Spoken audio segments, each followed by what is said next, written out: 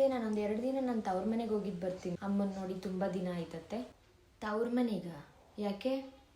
ಬೇಡ, ಇಲ್ಲೇ ಇರು, ನೆಕ್ಸ್ಟ್ ಯಾವಾಗಾದರೂ ಹೋಗುವಂತೆ. ಯಾಕತ್ತೆ? ಒಂದು 2 ದಿನ ಹೋಗಿದ್ದು ಬರ್ತೀನಿ ಅಷ್ಟೇ.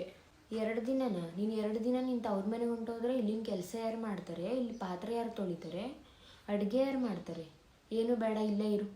ಏನತ್ತೆ ಈಗ ಹೇಳ್ತಾ ಇದ್ದೀರಾ? ನಾನು ಈ ಮನೆ ಸೊಸೆ, ಈ ಮನೆ ಕೆಲಸದೋಳಲ್ಲ.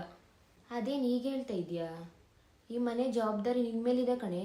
ಈ ಮನೆ ಜವಾಬ್ದಾರಿ ಅಂದರೆ ನಾನು ಒಪ್ತೀನತ್ತೆ. ಆದರೆ ನಮ್ಮ ತವ್ರ ಮನೆಗೆ ಒಂದು 2 ದಿನನೂ ಹೋಗಬಾರ್ದು ಅಂತ ಹೇಳಬೇಡಿ ನೀವು. ಮದುವೆ ಆದಮೇಲೆ ಹೆಣ್ಮಕ್ಳಿಗೆ ತವ್ರ ಮನೆಗಿಂತ ಗಂಡನ ಮನೆಯ ಕಣೆ ಮುಖ್ಯ. ಇದು ಗೊತ್ತಿಲ್ವಾ ನಿನಗೆ? ಹೌದು ಅತ್ತೆ. ಅಂದರೆ ನಾವು ತವ್ರ ಮನೆ ಮರ್ತು ಬಿಡಬೇಕಾ? ಅದಂತೂ ಸಾಧ್ಯ ಇಲ್ಲ. ಹಾಗಿದ್ರೆ ಹೋಗೇ ಹೋಗ್ತೀಯ ನೀನು? ನನ್ನ ಮಾತು ಕೇಳಲ್ವಾ ನೀನು? ಹೋಗೇ ಹೋಗ್ತೀನತ್ತೆ. ನಾನು 2 ದಿನ ನಾನು ತವ್ರ ಮನೆಗೆ ಹೋಗಿದ್ದು ಬರ್ತೀನಿ ಅಂತ ಹೇಳಿದ್ರೆ ಈ ಮನೆ ಕೆಲಸ ನಿಂತೋಗುತ್ತೆ ಅನ್ನೋದಾದರೆ ಈ ಮನೆ ನನ್ನ ಮೇಲೆ ಎಷ್ಟು ಡಿಪೆಂಡ್ ಆಗಿದೆ ಅನ್ನೋದು ನನಗೆ ಗೊತ್ತಾಗುತ್ತೆ ಅಲ್ವಾ? ಏನು ಹೇಳ್ತೀಯ ನೋಡು.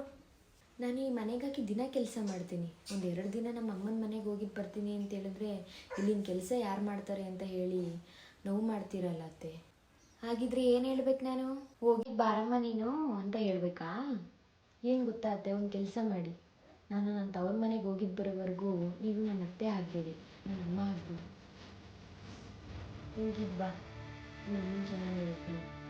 ಥ್ಯಾಂಕ್ ಯು ಅತ್ತೆ. ನನ್ನ ಈಗಾದರೂ ಅರ್ಥ ಮಾಡ್ಕೊಂಡ್ರಲ್ಲ. ನಾನು ಹೋಗಿದ್ದು ಬರ್ತೀನಿ. ಆದರೆ 2 ದಿನ ಅಂದರೆ 1 ವಾರ ಅಲ್ಲೇ ಉಳ್ಕೋಬೇಡ ಕಣೆ. ಬೇಗ ಬಂದ್ಬಿಡು.